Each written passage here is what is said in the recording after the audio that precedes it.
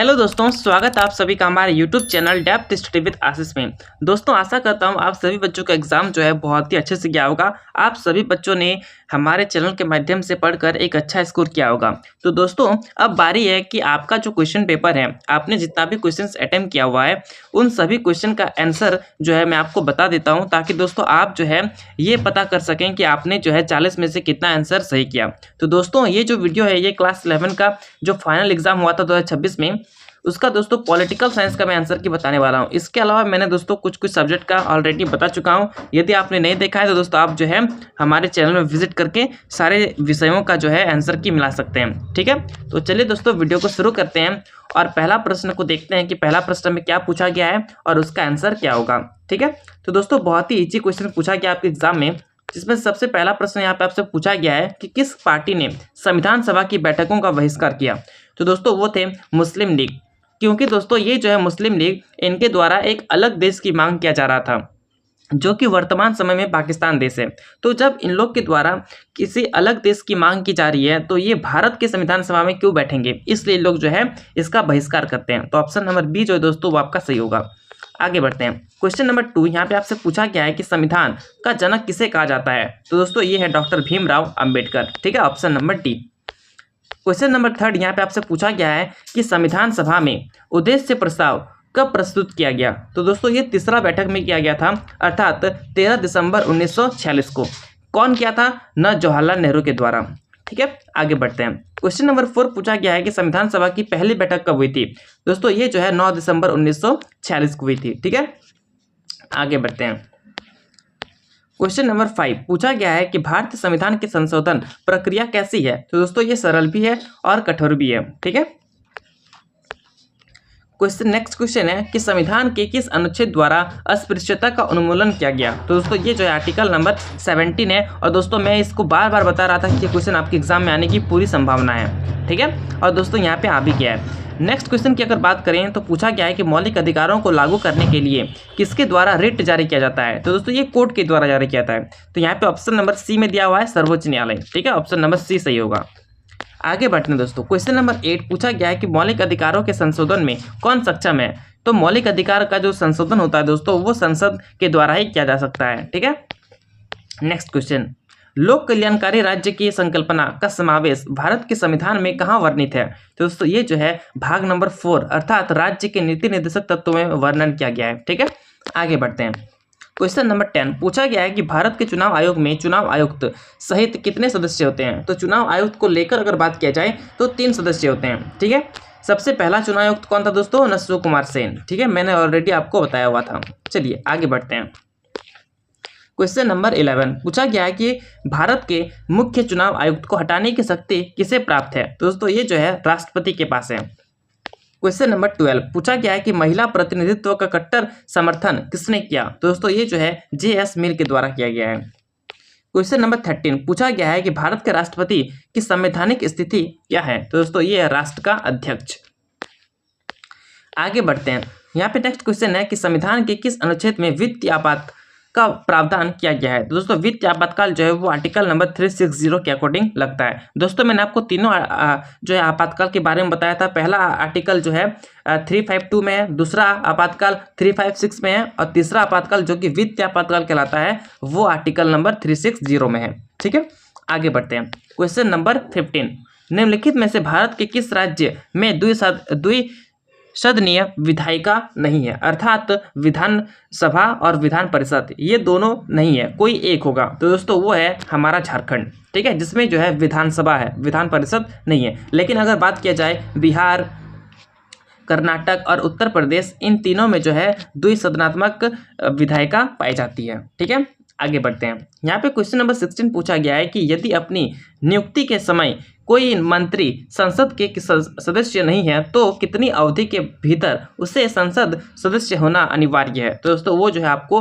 आधा साल अर्थात 6 महीने का समय दिया जाता है। नेक्स्ट है 17 क्वेश्चन। क्वेश्चन नंबर 17 लोकसभा में बहुमत वाले दल का नेता कौन होता है। दोस्तों वो होता है प्रधानमंत्री। नेक्स्ट क्वेश्चन, राज्य के चुनाव आयुक्त की नियुक्ति कौन करता है। तो दोस्तों राज्य का चुनाव आयुक्त का बात किया गया है तो इसलिए राज्यपाल होगा इसका आंसर। नेक्स्ट क्वेश्चन, उच्च न्यायालय के जजों की के अवकाश की उच्च उम्र कितनी है? दोस्तों यहाँ पे हाई कोर्ट का बात किया गया है, इसका आंसर हो जाएगा दोस्तों 62 वर्ष। ठीक है, आगे बढ़ते हैं।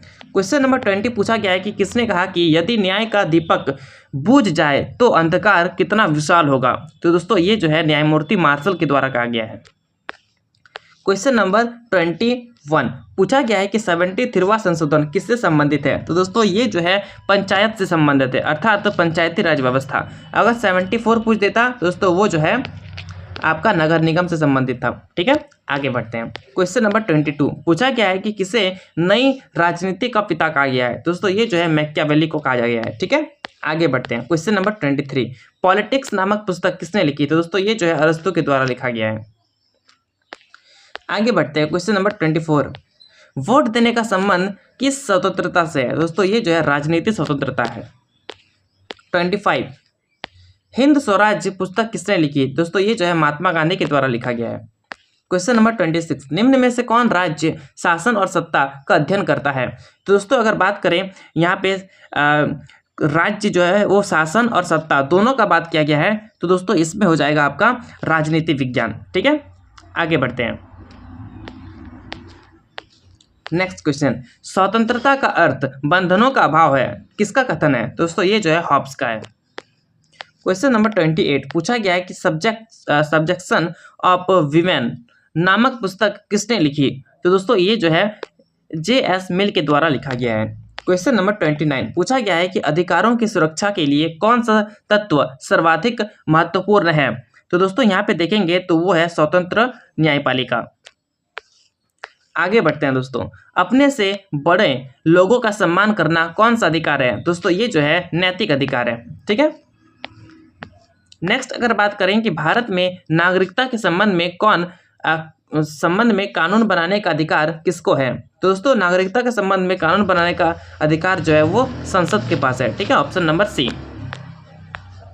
आगे बढ़ते हैं। क्वेश्चन नंबर 32 पूछा गया है कि संघ और संगठन बनाने का अधिकार किस प्रकार का अधिकार है? तो दोस्तों ये जो है नागरिक अधिकार है। ठीक है, आगे बढ़ते हैं।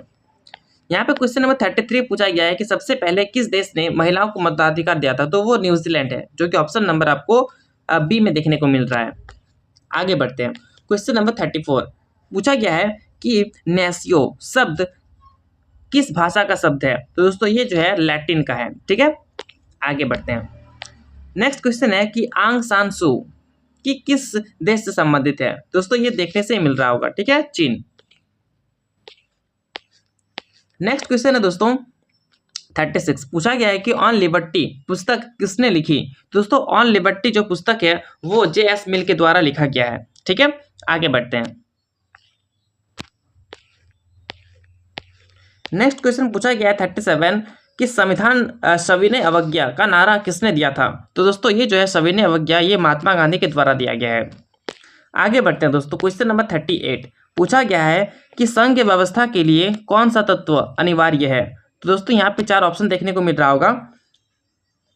तो दोस्तों फर्स्ट ऑप्शन है शक्तियों का विभाजन, दूसरा है स्वतंत्र न्यायपालिका, तीसरा है संसद की संप्रभुता और लास्ट दोस्तों लिखित और कठोर संविधान। दोस्तों यहाँ पे पूछा गया था कि संघ व्यवस्था के लिए कौन सा तत्व अनिवार्य नहीं है? तो दोस्तों इसमें से जो संसद की प्रभुता है ये अनिवार्य नहीं है। तो ऑप्शन नंबर सी जो है दोस्तों आपका सही होगा।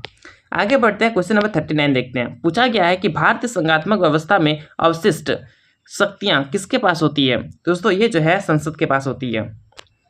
यहाँ पे दोस्तों लास्ट क्वेश्चन पूछा गया है कि भारत में नागरिकता कानून कब पारित किया गया? तो दोस्तों ये जो है 1955 में किया गया था। तो ऑप्शन नंबर सी जो है दोस्तों आपका सही होगा। तो दोस्तों ये रहा आपका 40 क्वेश्चन का आंसर की मैंने जो आपको दे दिया है। ठीक है, अब दोस्तों आप कमेंट करें कि आप जो है 40 में से कितना स्कोर कर पाए। ठीक है, और आशा करता हूँ आप सभी जो है बहुत ही अच्छे से एग्जाम दिए होंगे। अब दोस्तों आपको कौन सा पेपर के आंसर की चाहिए आप कमेंट करके बता दें ताकि मैं उसको संशोधन कर सकूं। और यदि आपको लगता है कि इसमें से कोई भी प्रश्न का उत्तर मैंने गलत दिया है दोस्तों आप जो है कमेंट करें ताकि मैं उसको करेक्शन कर सकूँ। तो चलिए दोस्तों मिलते हैं नेक्स्ट वीडियो में, तब तक के लिए जय हिंद जय भारत।